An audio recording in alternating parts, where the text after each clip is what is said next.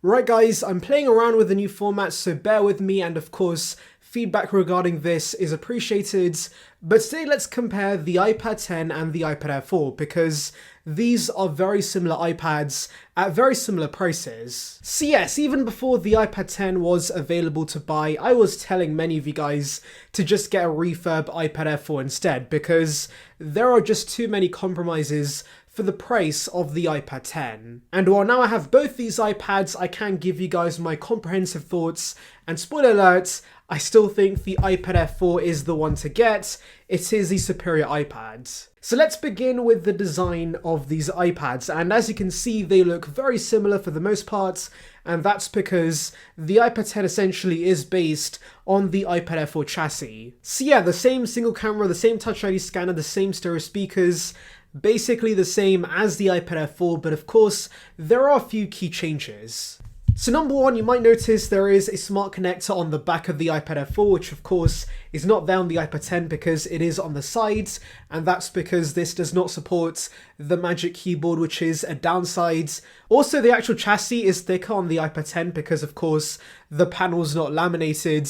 Though I'll be honest guys, in terms of day-to-day use, you do not notice the thickness. It basically feels the same for the most part. And yeah, I believe the iPad Air 4 is lighter, but to be honest, I can't tell much of a difference between these two iPads. Anyways, moving to the displays on these iPads, on the face of it, they look very similar once again, but there are some key downgrades the iPad 10 has. So as I said before, there is a non-laminated panel on this, much like previous budget iPads, and this does suck, but to be honest, unlike budget iPads in the past, it's actually not that noticeable on this iPad. I guess because of the new design and the black bezels, it does not make a massive difference. And yeah, that's fantastic news considering that of course, non-laminated panels are cheaper to fix, and so for those that are planning to get these for kids, the iPad 10 actually might have an advantage in the display category. However, that's basically it. Otherwise, the iPad Air 4 has a much better panel. To begin with,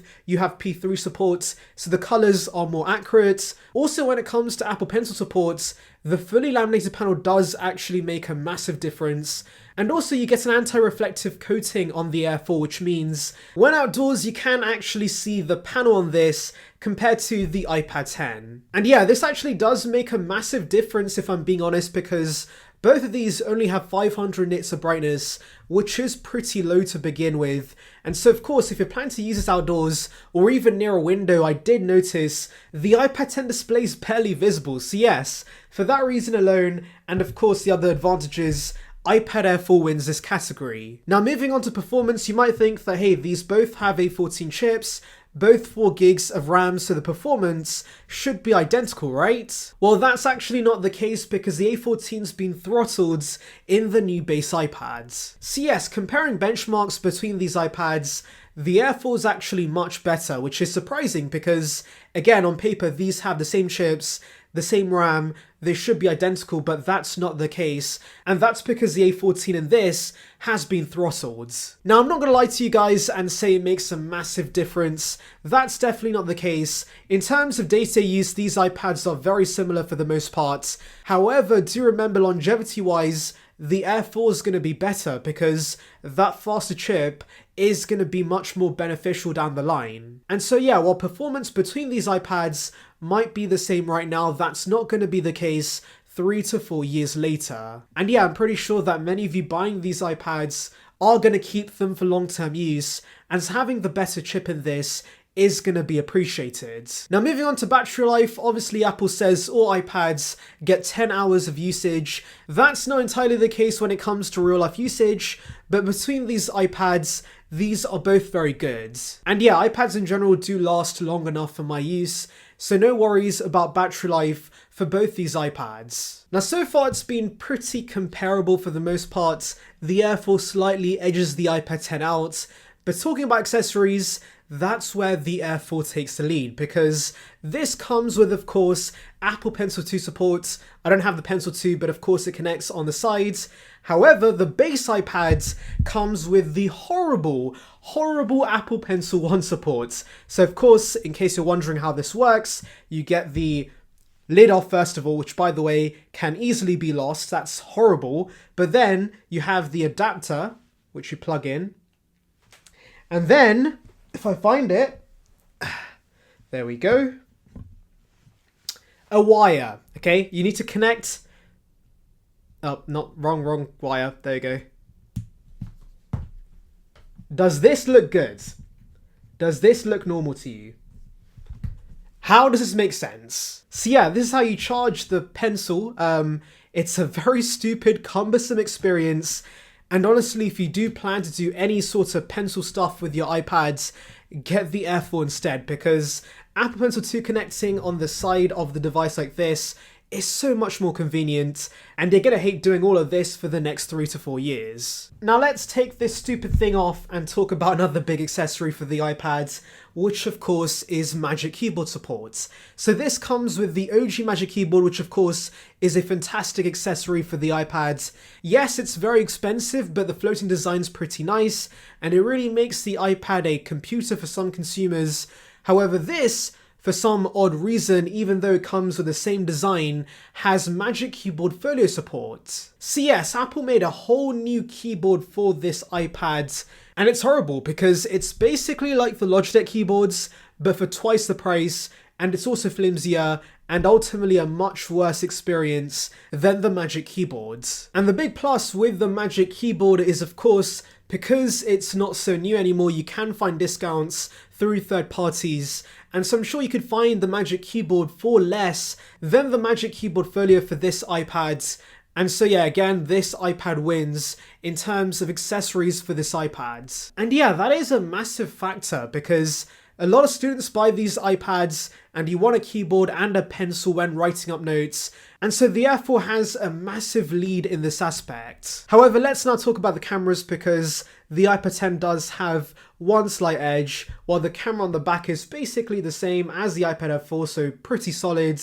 The front camera is of course in landscape where it should be, and so as a result you can see my framing is a lot better with this iPad, and it does have center stage, which of course the iPad Air 4 does not. And by the way, let's do a quick speaker test with these iPads. They have the same speakers, so they sound very similar, but of course, hear it for yourself. Right, so the confusion regarding the iPhone SE 4 continues because Ross Young now tells us we could see OLED and also display smaller than 6.1 inches.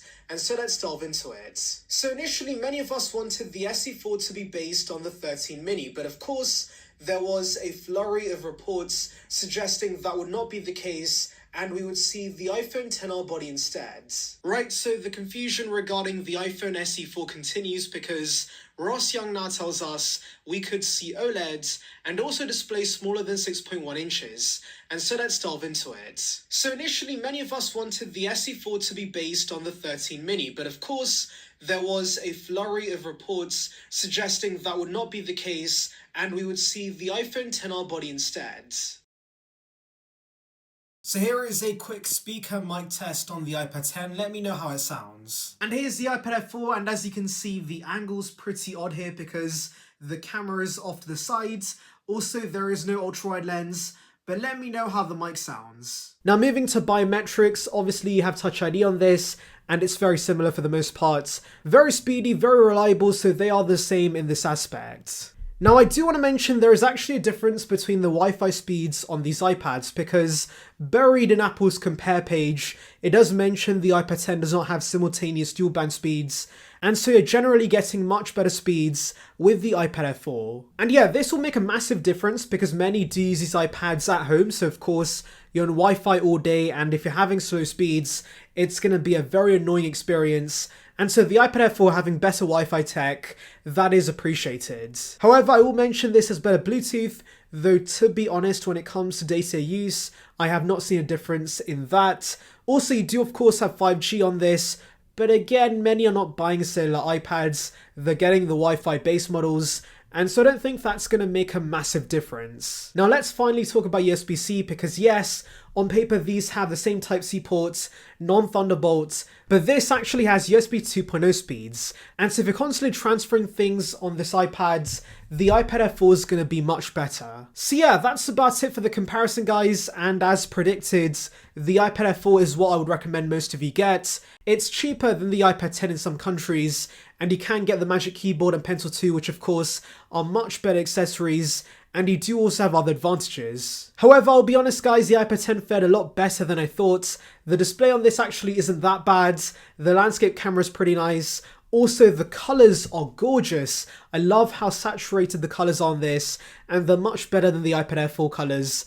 So yeah, I guess for kids and those who just want to do basic iPad things on this, you can consider it. But ultimately, because the iPad Air 4 is available for less, and you can use this with much better accessories, I would just get this. And for those having some reservations about refurbished products, I do understand that, but do remember that Apple refurbished products have basically everything replaced. The display, the battery, the outer casing, they're all brand new, so of course, this essentially is just as good as a brand new product. And it's so good that Apple actually uses their refurbished products as Apple Care replacement units. And so yeah, that should tell you that the difference between a new product and an Apple refurbished product is basically non-existent. Now with Amazon Renewed, I'm aware the refurbished process is not as rigorous, but do remember you get 90 days to return it. So of course, if you have issues, Amazon has easy returns and you can get your money back. But honestly, go with Apple refurbished if possible, because I've bought through them in the past. Many of my friends have also, and they've had no issues. And so yes, you can trust Apple refurbished, and you can get a better iPad for less than the iPad 10 and put those savings towards new accessories. Anyways, that's about it for my comparison, but of course, if you have questions regarding these iPads, let me know in the comments. Make sure to like and subscribe for the latest Apple news and rumours, and on that note, see ya peeps.